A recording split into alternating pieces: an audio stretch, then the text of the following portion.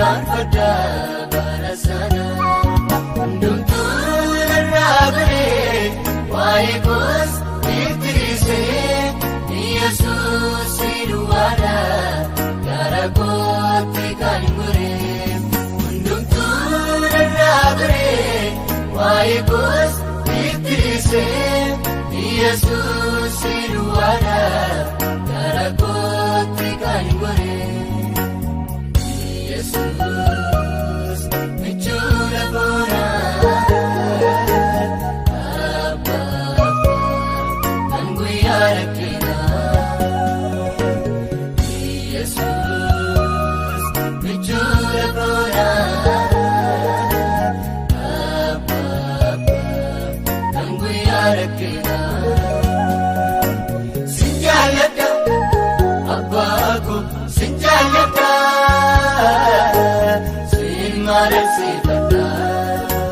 sin jaalladha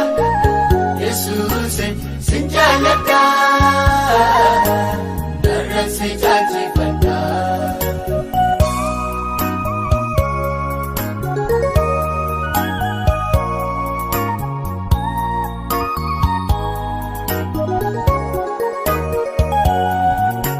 yaadadhama buukoo biyyattiisa walfuree bara dukkana yaadadhama buukoo biyyattiisa inni narratti walfuree bara dukkana jireenyaaf abdii kutadhee himimmaan dhangalaasee michuu warra gaggaatamanii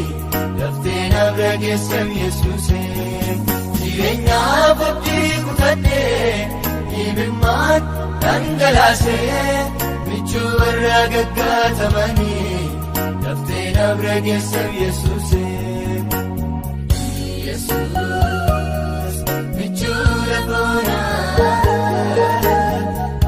Abba kan guyyaa rakkinaa Yesuus michuudha boonaa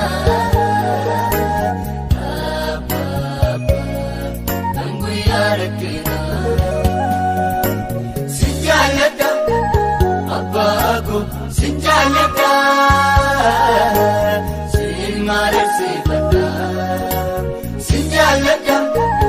Yesuus sin jaalladha darra si jaalchifadha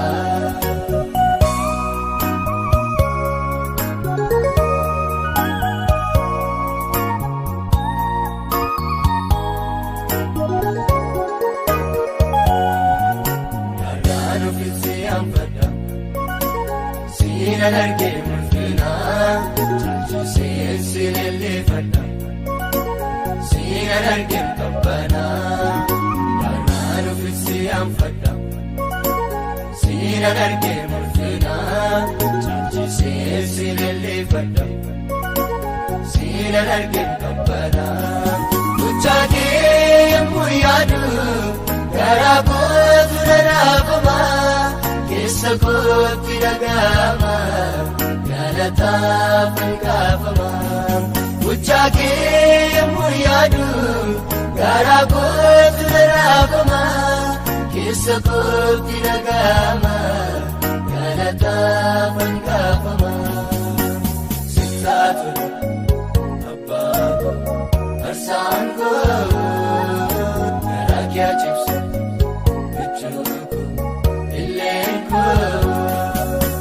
sittaatu Abbaa ko